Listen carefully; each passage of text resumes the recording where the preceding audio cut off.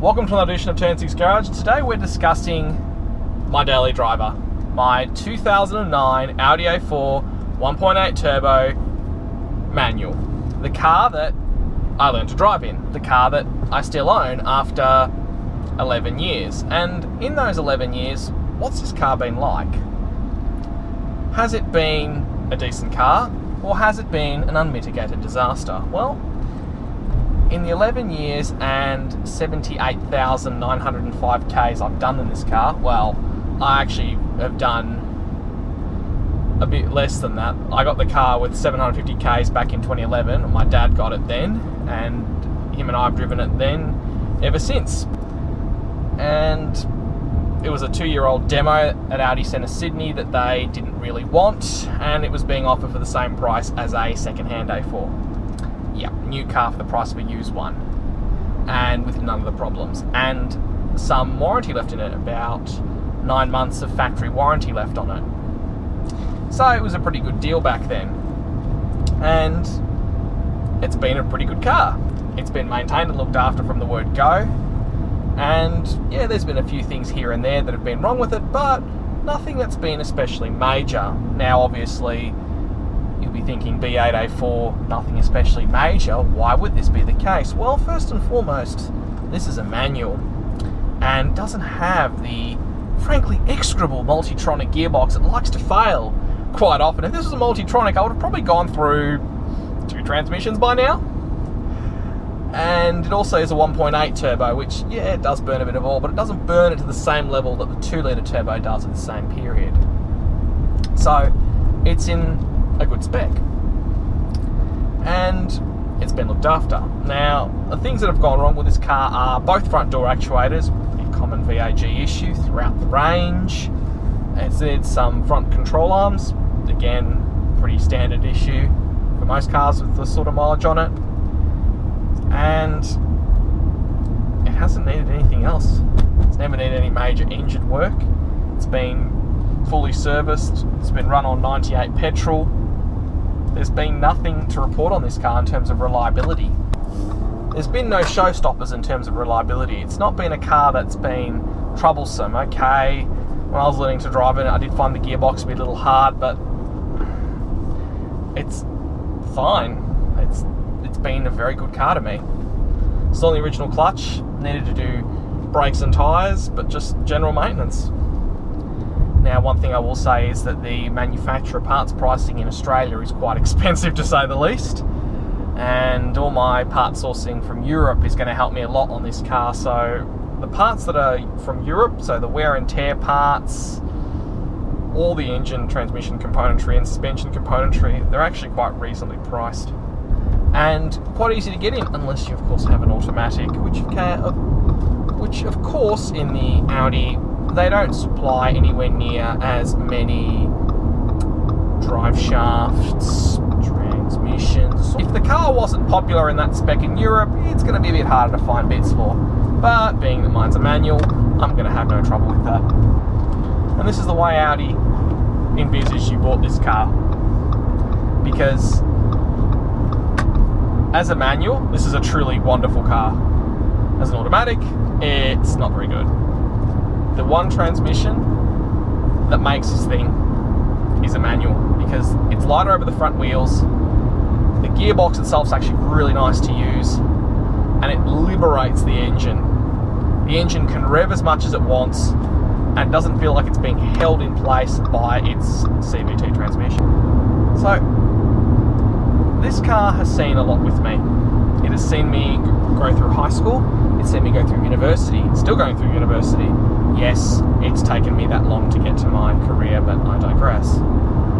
And this car has seen lots of good times and lots of really shitty times. Let's be fair, there's been a lot of really shitty times in my life. This car has been there. It's probably seen more than most people I would know. I have a longer relationship with this car than I do with a lot of people. Outside of my family group, this car's probably known me more than probably anybody else. I've had this car for so long. I learned to drive in it. I didn't get my license in it. I got my license in an RACV Corolla. But it's been the car that I've been associated with for such a long time. It's been my car, driven it nicely, driven it carefully.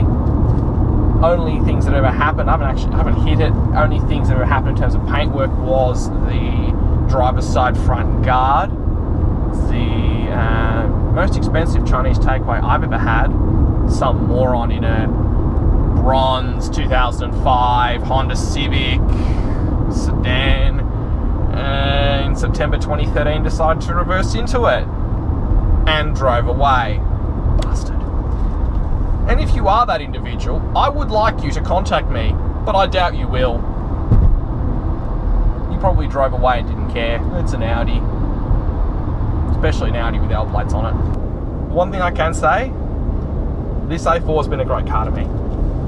And that's something I'm going to say. If you buy a car new, look after it, it'll look after you. Buy it in a combination that's going to be reliable, it's going to be reliable back.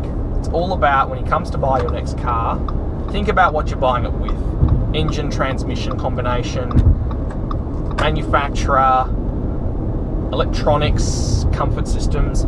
Think about those things, because they're going to dictate how long this car's going to last and how long it's going to last trouble-free. Now, this car's been good to me because fundamentally it's in the spec it should be in.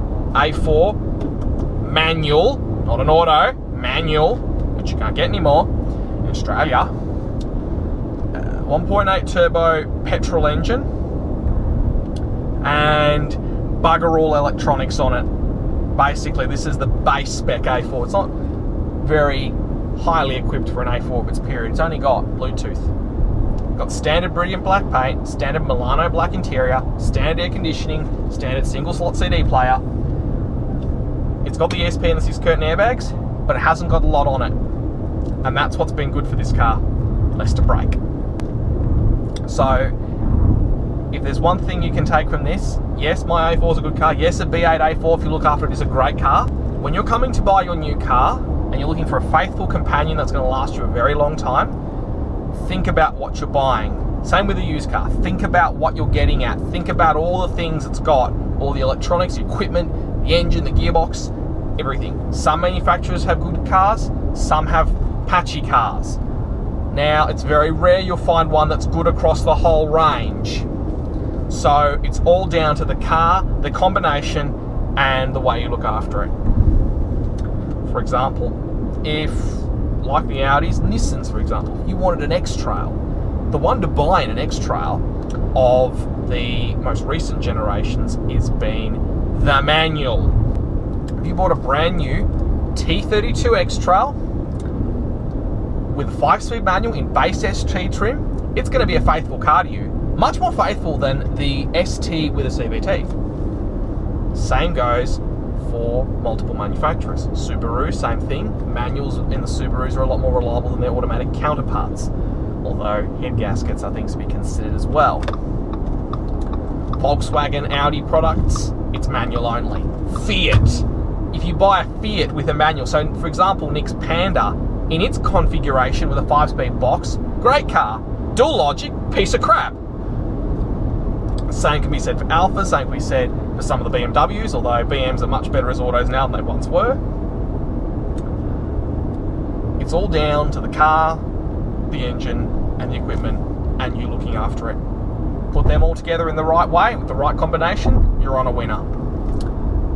Some marques will have good across the range, but the only one I can say definitively that is the case is Toyota. But even then, 2.8 diesels do have their problems. So again, it's all down to the car, knowing what you're looking for and looking after it. And that's how you have a good relationship for a long time with the car. Thank you for watching.